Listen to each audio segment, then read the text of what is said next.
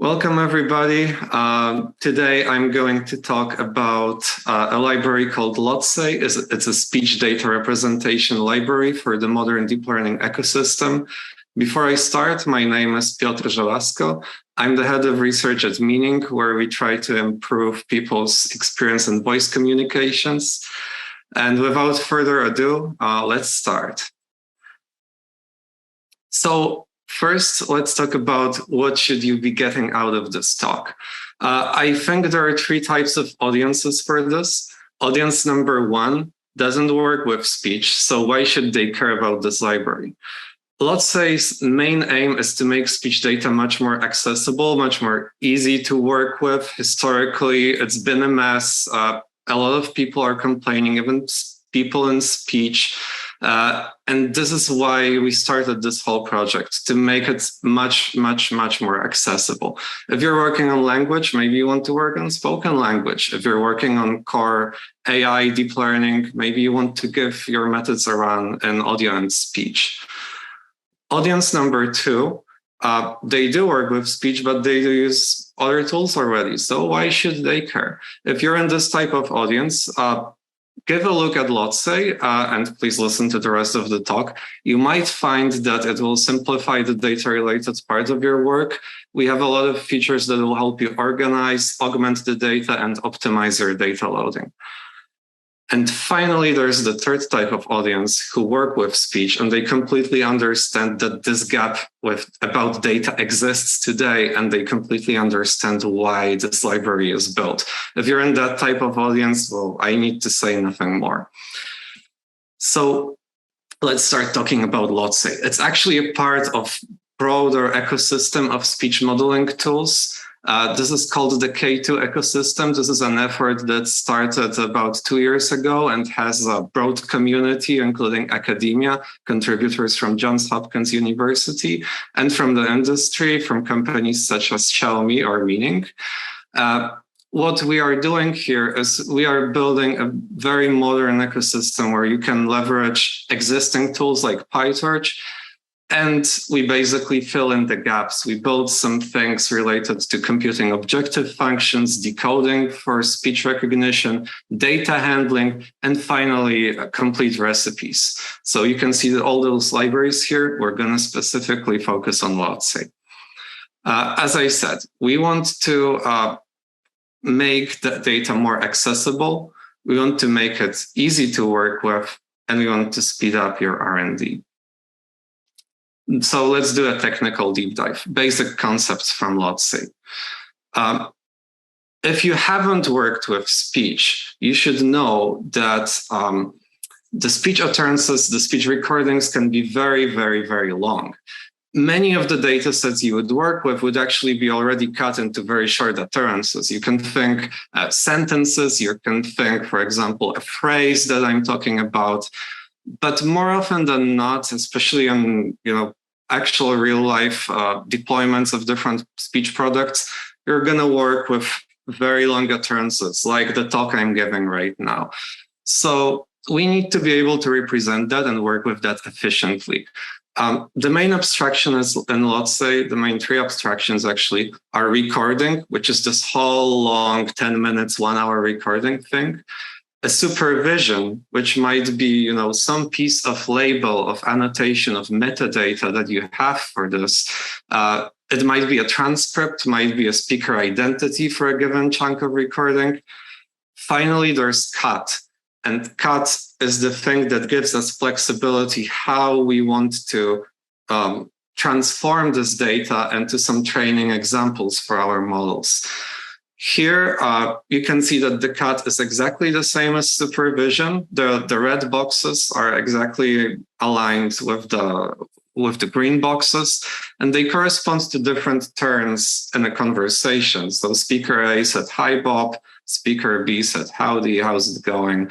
And so on. So this is a good data set for speech recognition. This is nicely transformed the data for speech recognition.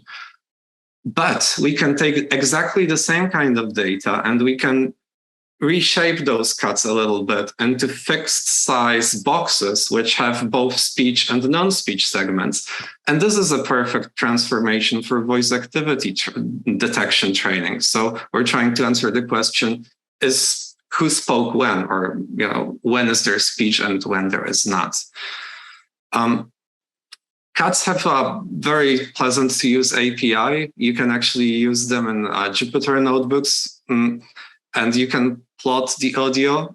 You can play the audio to listen to it. You can apply different transforms, such as truncate the audio, pad it with some silence, mix it with some other audio chunk, or you can compute the features. You can do all of that interactively. And the most important thing, those operations are lazy and composable. So nothing actually happens before you actually load the data into memory, which is very nice. It's nice optimization for efficiency. You can work with collections of data. So we had a single cut for, let's say, a single utterance. Now we have a whole cut set for a collection of those examples. And again, we have a lot of composable lazy operations. To be honest, this design is inspired by Pandas data frames, which I always felt are really missing, like equivalent of them is really missing for speech. Again, you can do all of these operations like data augmentation, resampling, changing the speed, sorting, and so on. In terms of implementation, this is actually very lightweight, and the Python classes have direct correspondence to a JSON-L manifest representation. This is very handy if you want to actually keep this in some file database, S3, wherever. We have currently 50 recipes for publicly available speech data sets, different languages, different types of tasks. Basically, you don't need to do a lot of that pre-processing or data preparation kind of thing, which nobody really likes to do. So let's very briefly talk about Lhotse for deep learning workflows, specifically about Lhotse's integration with PyTorch. First, let's start with some concepts.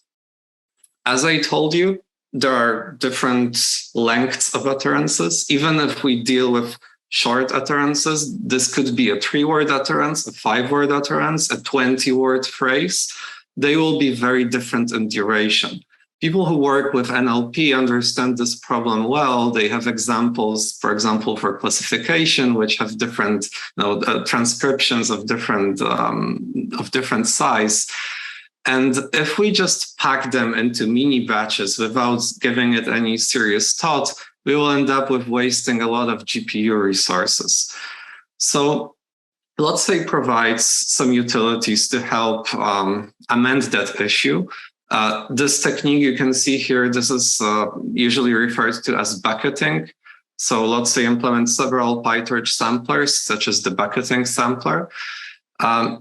This bucketing usually is done in some pre-computed way. In Lhotse, you can actually do it on the fly with minimal memory usage, just keeping some small buffer. So you can work with actually very, very large data sets and still leverage those techniques. On the other hand, this is something very specific to speech. Sometimes you might want to include some extra acoustic context. Let's say you're training some models for speech where you want to involve a broader context, several phrases, maybe several speakers. With utilities in Lhotse, you're able to still represent that in a mini batch. This is something really new. This is something that I have not seen in any other speech toolkit before. So let's take a look at how you would deal with all of that when writing code. It's actually pretty simple. It's very, very, very similar to standard PyTorch workflows. You define a PyTorch data loader, which takes a data set and a sampler class. The sampler class is going to pack those cuts to mini batches based on metadata. The data set is actually going to do the data IO, transformation, feature computation, and so on. One important thing to note is that we support dynamic batch sizes. So the batch size is not necessarily a fixed number of items. It may be determined based on the total duration of speech examples. This is something very handy in practice for things like speech recognition. The sampler actually owns the metadata. This is a little bit different from how things are often handled in PyTorch datasets, but it's a technicality. And then when you train your models, it's business as usual. If you already had a model, a training loop, and so on, you don't need to change literally anything. So you might ask, how does it work with multi-GPU and distributed training? It works out of the box pretty much. You don't need to tweak a lot.